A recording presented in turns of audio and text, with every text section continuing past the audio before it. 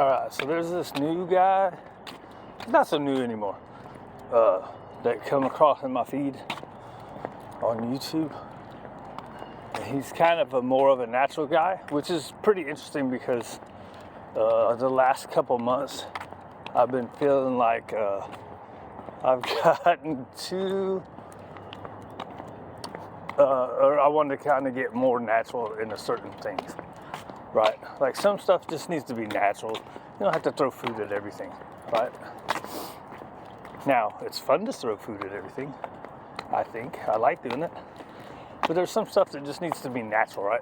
So this guy talks a lot about the relationship stuff, and he's like, you can't use obedience to get a relationship that's forcing a relationship.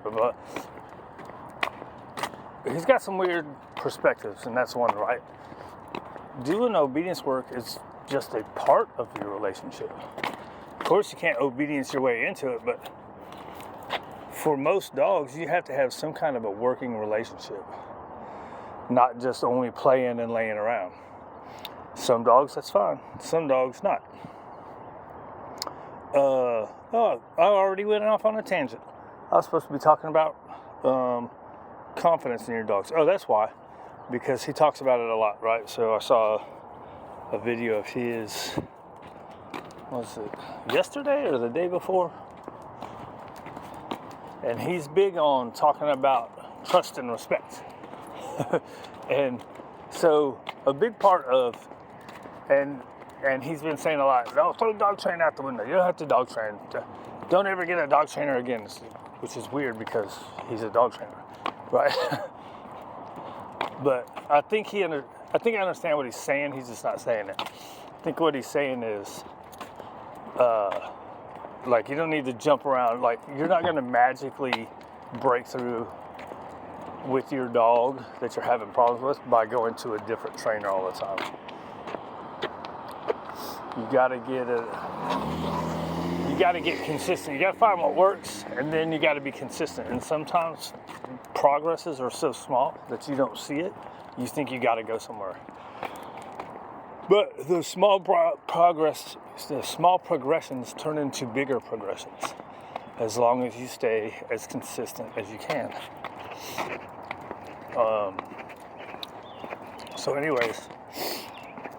So like building confidence in people, a lot of times, it comes from them seeing something, oh, dang boy, that's because I keep stopping. If you keep stopping, he's going to keep stopping, right? We're on the sidewalk, we're supposed to be walking now. On our second half hour, right?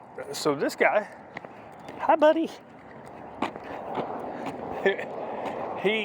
Sometimes he shows me like he wants to play, and I'm like, man, I need to put him back out with everybody. And then there's times that he acts like he's, I don't know. He does this thing where he grabs their heads and pushes them in the ground repeatedly. I'm like, yeah, I don't know if I can correct that out or change it. So the socialization he gets is when either Willie or Raider goes into the kitchen, which is next to him behind the X-Pen, which sucks, right? So the point I was going to try to make was this guy's talking about you don't need a dog trainer, which most people don't. Most dogs and most people you can get by. But some people, once stuff starts happening, you start losing your confidence and you start losing your trust in the dog, right? And the only way to get it back is to see the dog succeed. And a lot of times you have to break the chain of, like, say somebody came and got this guy, and then put him out in a group with other dogs. Then I would see, all right, I guess I'm just making too big of a deal. I'm staying stuck on the story. Because you can do that, right? You can get stuck on a story and then do all kinds of dumb shit. Or make him live in his own little place all by himself. Get stuck on the story. But when you see them be successful, right, with somebody else, you see that they can do good, then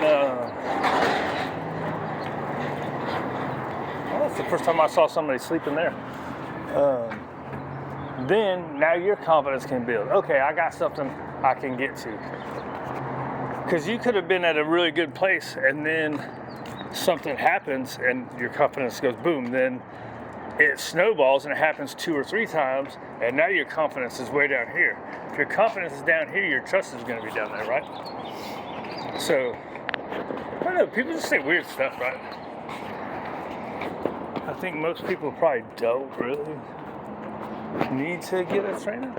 Or if they do, it's most times I can tell people a lot of stuff in one session. And I think I know where the guy was going. Is a lot of people are trying to string out, I want to do 10 sessions. It's going to take us 10 sessions, blah, blah, blah. When most of the time we can give you enough information, it's about you being able to soak it up and apply it, right? So, oftentimes, one session is enough. And oftentimes, one session isn't anywhere near enough. Especially depending on what's going on, right? What else? Supposed to talk about confidence? Oh, yeah, I did that, right? Hey, we're at 6 minutes too. So a little bit longer than I wanted, but not terrible. Anyways, whatever. People are weird. Do what you think's best. Be good to your dog. Out of here.